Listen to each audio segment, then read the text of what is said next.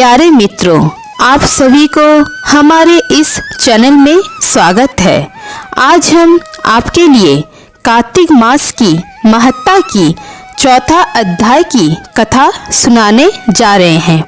आपसे विनम्र निवेदन है कि इस अध्याय को अंत तक जरूर सुने, तो ही आपको विशेष फल प्राप्त होगा। तो चलिए देर न करते हुए वीडियो शुरू करते हैं। माता शारदा की कृपा, लिखूं भाव अनमोल, कार्तिक महात्मा का कहूँ चौथा अध्याय खोल।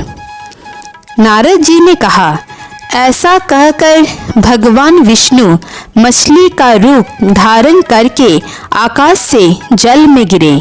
उस समय विंध्याचल पर्वत पर तप कर रहे महर्षि कश्यप अपनी अंजलि में जल लेकर खड़े थे। भगवान उनकी अंजलि में जा गिरे। महर्षि कश्यप ने दया करके उसे अपने कमंडल में रख लिया। मछली के थोड़ा बड़ा होने पर महर्षि कश्यप ने उसे कुएं में डाल दिया। जब वो मछली कुएं में भी न समा सकी तो उन्होंने उसे तालाब में डाल दिया। जब वो तालाब में भी न आ सकी तो उन्होंने उसे समुद्र में डाल दिया। वो मछली वहाँ भी बढ़ने लगी। फिर मत्स्य रूपी भगवान विष्णु ने इस शंखासुर का वध किया और शंखासुर को हाथ में लेकर बद्रीवन में आ गए। वहाँ उन्होंने संपूर्ण ऋषियों को बुलाकर इस प्रकार आदेश दिया, मुनीश्वरों, तुम जल के भीतर बिखरे हुए वेद मंत्रों की खोज करो और जितनी जल्दी हो सके उन्हें सागर के जल से बाहर निकाल आओ।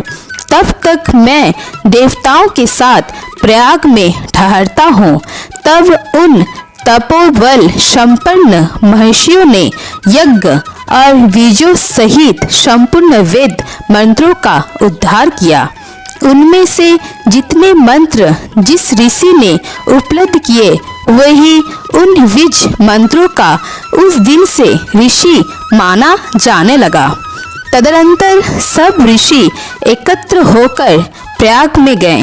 वहाँ उन्होंने ब्रह्मा जी सहित भगवान विष्णु को उपलब्ध हुए सभी वेद मंत्र समर्पित कर दिए। सब वेदों को पाकर ब्रह्मा जी बहुत प्रसन्न हुए। उन्होंने देवताओं और ऋषियों के साथ प्रयाग में अश्वमेघ यज्ञ किया। यज्ञ समाप्त होने पर सब देवताओं ने भगवान से निवेदन किया, देवादिदेव जगन्नाथ, इस स्थान पर ब्रह्मा जी ने खोए हुए वेदों को पुनः प्राप्त किया है और हमने भी यहाँ आपके प्रसाद से यज्ञ भाग पाए हैं।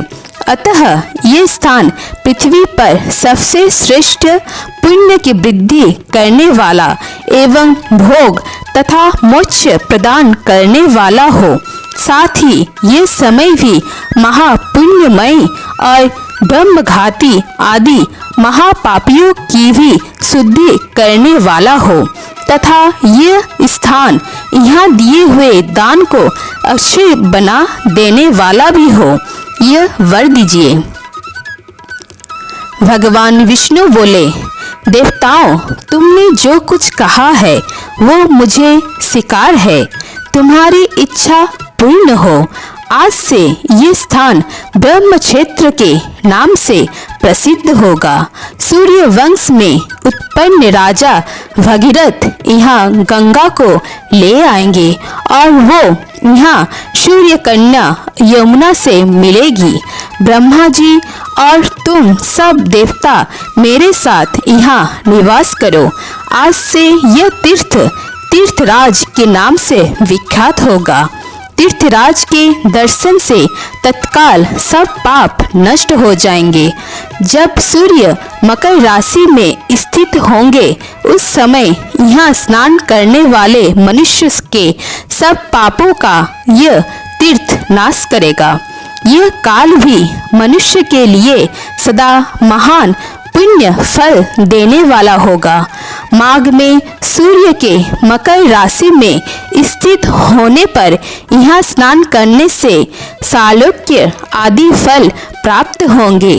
देवादिदेव भगवान विष्णु देवताओं से ऐसा कहकर ब्रह्मा जी के साथ वहीं अंत ध्यान हो गए।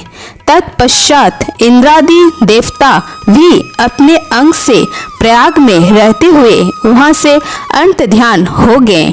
जो मनुष्य कार्तिक में तुलसी जी की जड़ के समीप श्री हरि का पूजन करता है वो इस लोक में संपूर्ण भोगों का उपभोग करके अंत में वैकुंठ धाम को जाता है। कार्तिक मास के महत्ता की कथा सुनना अति शुभ फल माना गया है।